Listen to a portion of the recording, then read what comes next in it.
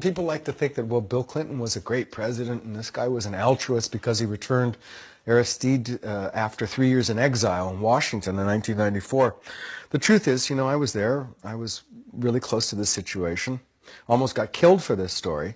The truth was that the Haitian military had become the largest drug traffickers on the island. They had overseen the transition from the Medellin cartel to the Cali cartel.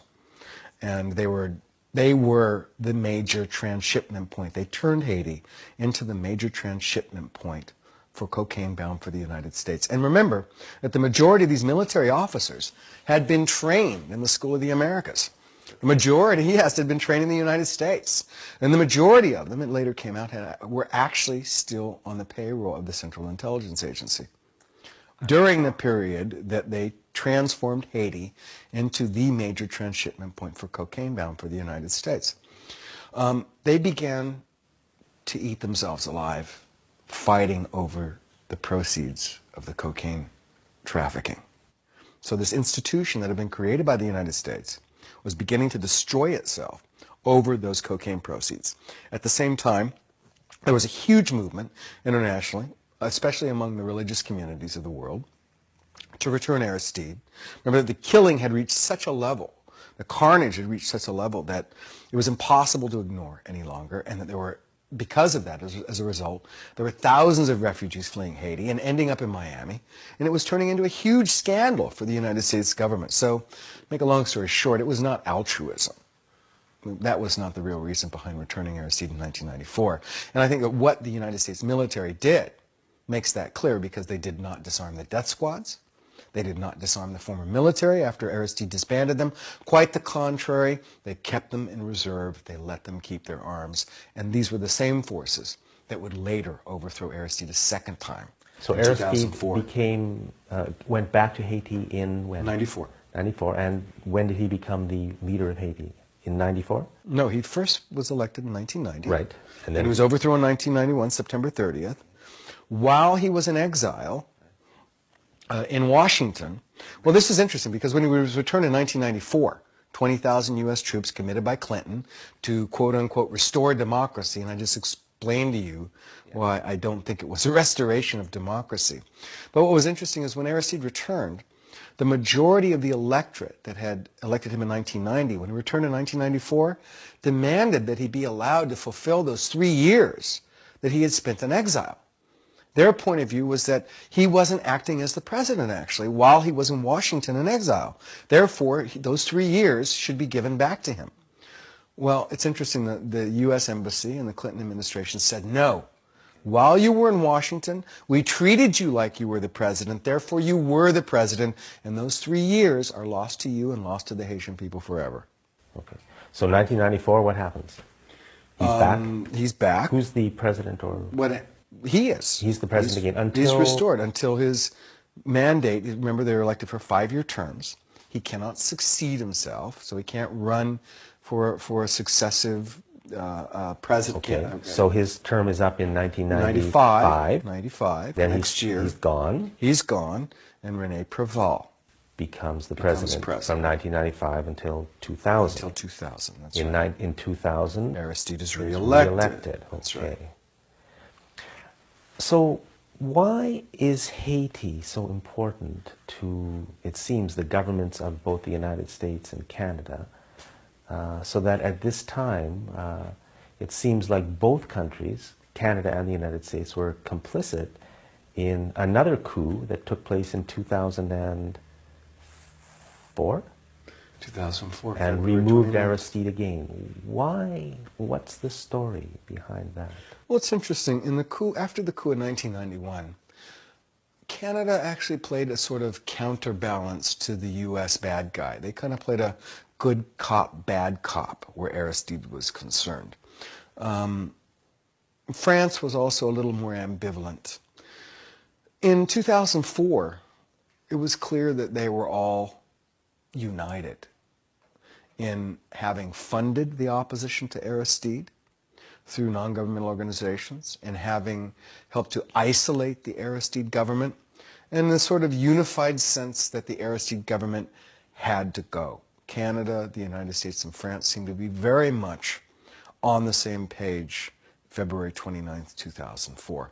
So much so that those three countries already had their military on the ground the moment that Aristide was forced onto a plane by 50 U.S. Marines and flown to the Central African Republic. Maybe you can just go through that story of what actually happened in those few days, just quickly. I mean, was he kidnapped and removed from the country? Well, it's interesting because there were these paramilitary forces. We're talking about death squads that had been trained by the Central Intelligence Agency that had been responsible for murder and mayhem after the 1991 coup. I'm speaking of FRAP, the Front for Advancement and Progress in Haiti, very well documented, CIA-created, funded paramilitary death squad. Elements of the former military, who I told you had not been disarmed after Aristide was returned in 1994, and he abolished the military. They began to regroup in the Dominican Republic, the neighboring Dominican Republic. Remember, it's the island of Hispaniola, which Haiti and the Dominican Republic share. They had been attacking from their safe havens in the Dominican Republic since 2002. These paramilitary forces of death squads and former military had been coming over from the Dominican Republic, going into townships in neighboring Haiti and killing Lavalas officials and their families. More than 70 Lavalas officials were killed between 2002 and 2004. And the Aristide government was protesting it, and the media was basically ignoring them. They were screaming to the wind. Look at these guys are in the Dominican Republic, and they're preparing an invasion. They're preparing a coup d'etat. And nobody would listen. Well, in February of 2004, after there had been built this so-called opposition movement to Aristide, and that's a longer, more detailed story of how they manipulated that, because I believe it was very much a manipulation, having lived there through that period of time. These same paramilitary forces came over from the Dominican Republic and started actually taking over townships and holding territory. Well, overnight, those same media that had been ignoring Aristide screaming about these paramilitary forces attacking and killing Lavalas officials, suddenly there were large stipends, there were reporters and camera crews sent to interview the quote-unquote rebels who were trying to overthrow Aristide. When they'd been there, of course, for 2 years previously, and they were being ignored when Aristide was bringing them to the attention of the media.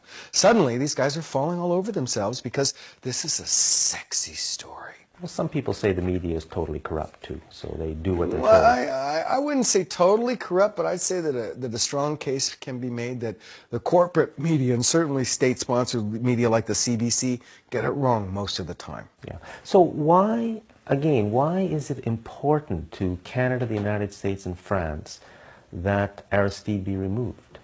Well, Aristide represented independence. Aristide represented not playing the game of neoliberal economics. Corporate economics. Well, it's very specific. When you talk about the International Monetary Fund and you talk about the World Bank, you talk about neoliberal economics. And what that means is that you cannot invest in social programs. Aristide had invested in a universal literacy program where every adult between the age of 30 to 60 could go to a free literacy class.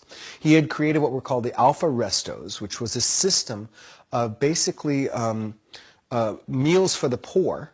The poorest of the poor were for an adoquin, 5 gourds, 5 gourds, about 18 cents. You could get a huge meal. But this sounds good. Well, of course it's good, but the point is that under neoliberal economics, you can't do this. You can't do this. So this is part of the reason You don't take money from your telephone company, and you don't take money from your electrical company, and you don't reinvest it into literacy programs.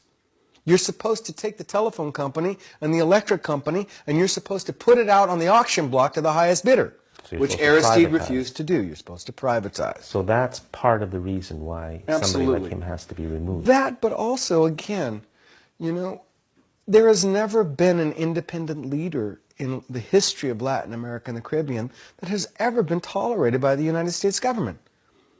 Whether you go back to the example of Jacobo Arbenz and the CIA engineered coup against him in 1954, popular, democratically elected government, president, in Guatemala, overthrown by the CIA, Juan Bosch in the Dominican Republic in 1965, Salvador Allende in Chile in 1973, the overthrow of Aristide in 2004, the attempted overthrow of Chavez before that, and the current efforts of the U.S. government, along with the Canadian government again, to destabilize the democratically elected government of Hugo Chavez.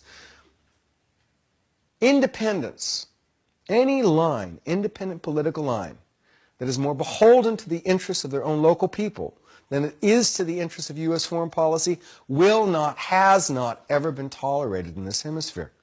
And Jean-Bertrand Aristide was extremely independent by the standards, by the yardstick put forth by the U.S. Embassy in Haiti.